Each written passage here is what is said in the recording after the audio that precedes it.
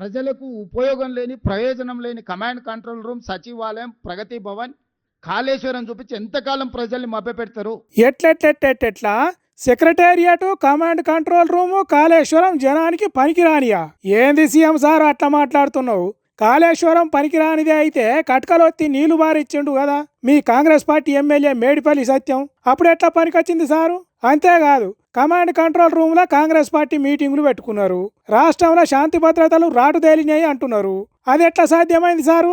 జనాలకు అక్కరకు రాదు సెక్రటరియట్ అన్నప్పుడు సచివాలయంలో మంత్రిమండలి మీటింగులు పెడుతున్నారు ఎందుకు సారు? ప్రజలకు అక్కరకు రాని నిర్ణయాలు చేసి దానికేనా? కేసీఆర్ కట్టినవి ఉపయోగించుకున్నాడు రాక వాటి ఇలువ తెలియక పనికిరాని మాటలు మాట్లాడుతున్నావా అని అంటున్నారు తెలంగాణ జనాలు. ఇక ఎమ్మెల్యే మాజీ మంత్రి జగదీష్ రెడ్డి సార్ అయితే చింతబరిగలతోని మైలపోలు తీసినట్టు చేసిండు. కమాండ్ కంట్రోలు ఉపయోగం లేదు కేసీఆర్ మా మీద నిఘా పెట్టడానికి. మరి పెడుతున్నావు ఇప్పుడు నిఘా? ఇప్పుడు నువ్వు నిఘా పెట్టడానికి ఆడ కూర్చుంటున్నావు రోజు 18 గంటలు కేవలం ఆ పనే చేస్తున్నావు అన్నట్ట.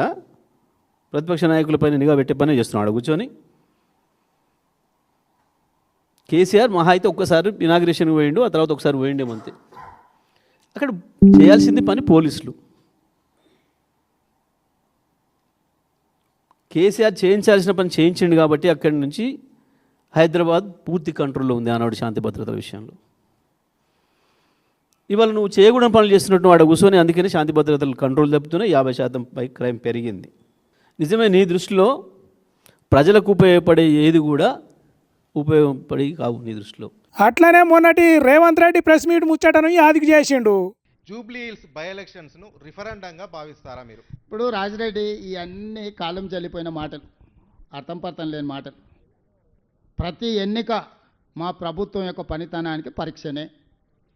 ప్రతి ఎన్నికల్లో వచ్చే ఫలితాలను గెలిచినా ఓడినా విశ్లేషించుకొని ఇంకా ఎట్లా బాగా పనిచేయాలి, పరిపాలన అందించాలి, పేదలకు సహాయం చేయాలనేదే మా ఆలోచన. ఇట్లా మాట్లాడిన సీఎం రేవంత్ రెడ్డిలా భయం ఉన్నదని, గుండెల్లా గుబులు పుట్టిందని, మేకపోతు గాంభీర్యం తప్ప మేలైన ధైర్యం లేదన్నట్టు చెప్పిండు. ఒక్క మాటలు చెప్పాలంటే రేవంత్ రెడ్డికి ఎందుకో భయం మొదలైంది. రేవంత్ రెడ్డి మాటలలో తడబాటు కనపడుతుంది. జూబ్లీ హిల్స్ ఎన్నికల తర్వాత తనకేదో ఉపద్రవం వస్తున్నట్టుంది, తన పదవికి దానికి ఎసరు వస్తున్నట్టుంది. ఆ గందరగోళం నుంచెలే ఇటువంటి భాష ఉపయోగిస్తున్నాడు. సంబంధం లేని విషయాలు మాట్లాడుతున్నాడు. దానివల్ల ఇంకా తప్పులు ఎక్కువ చేస్తున్నావు తప్ప నేర్చుకునే ప్రయత్నం చేస్తలేవు. ఇక బీహార్కు పోయి వచ్చిరాని భాష మాట్లాడితే వాళ్ళు బల కొట్టిర్రు, అక్కడ నీ అక్కర లేదని ఎల్లగొట్టి ఇజ్జత్ తీసిర్రు అన్నట్టు చెప్పిండు. బీహార్ పోతే ఎలగొట్టే పరిస్థితి తెచ్చుకుంటువి నోటితోని.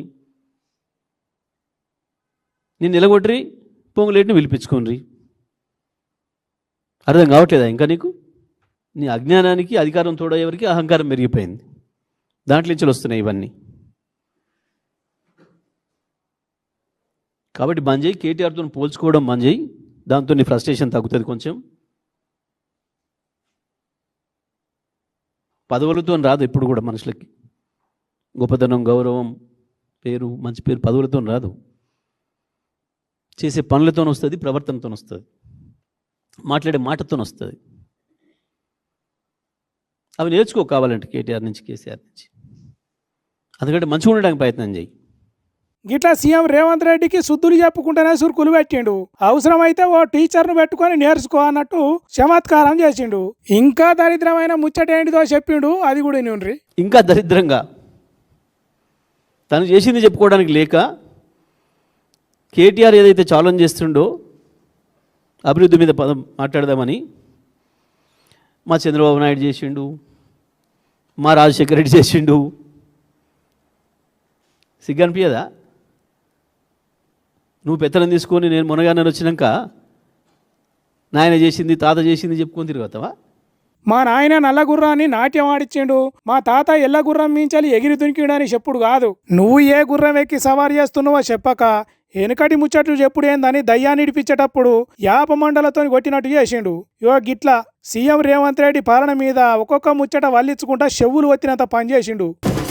మిరప చెట్టుకు కాస్తాయి టమాటకాయలు టమాటకాయలు, మిరప చెట్టుకు కాస్తాయి వంకాయలు వంకాయలు అని పాట మార్చి పాడుకోవాలి కావచ్చు ఇప్పటి నుంచి వెళ్ళి. మరి అట్లనే కాసినాయి మిరప చెట్టుకు వంకాయలు టమాటకాయలు. అవును, ఇది నేను ఎన్నడూ చెప్పలేదు, ఇదేందయ్యా ఇది అని బతుకుంటే బ్రహ్మం గారు కూడా పరిశాన్ అయ్యేటోడు కావచ్చు ఈ ముచ్చటిని. ఎన్టీఆర్ జిల్లా తక్కెలపాడులో ఓ రైతన్న అన్ని చెట్ల తీరుగానే గీ చెట్టును కూడా సాలు తీసి నాటిండట. అన్ని చెట్లు పూతలు పూసి మిర్చికాయలు కాస్తే గీ చెట్టు తొండి చేసిందట. నలుగురికి నచ్చింది నాకు అసలే నచ్చదురా అని మహేష్ బాబు పాట ఉన్నట్టు నా రూటే సపరేట్ అన్నట్టు వంకాయలు టమాటాకాయలు కాసిందట. ఓర్ని ఇచ్చంత్రం పాడుగాను, లోకం ఉంటదా ముందట ముందట మునిగిపోతుందా అన్నట్టే పరిశాన్ అవుతున్నారట దీన్ని తీరు చూసిన జనాలు. మిరప చెట్టుకు ఏ రేకాయలు కాసినాయంటే అది దేవుని మయమే కావచ్చు, కల్కి అద్భుతమే కావచ్చు అనే మాటలు మొదలుపెట్టిర్రట. ఇంకా ఇప్పటి వరకైతే ఎంటికలు ఇరబూసుకొని సిగమూగుడు, పసుపు కుంకుమలు చల్లి కొబ్బరికాయలు కొట్టుడు, కోళ్ళు గొర్రెలు కోసుడు సురువు కాలేదు ఇప్పటి వరకైతే. ఇక శాస్త్రం చదివిన పెద్ద సార్లు ఎందుకు ఈ చెట్టు ఇట్లా కాసింది అంటుగట్టినరా హైబ్రిడ్ ఇత్తనాలు తయారు చేసేటప్పుడు ఏమైనా గల్తీ అయి కల్తీ జరిగిందా అనేది పరీక్షలు చేస్తున్నారట. ఇవన్నీ కాకుండా ఇప్పుడు అంతా మల్టీ టాస్క్ రోజులు కాబట్టి చెట్లు కూడా మల్టీ వెజిటేబుల్ కాస్తున్నాయా అనేది తేల్చి చెప్తారట.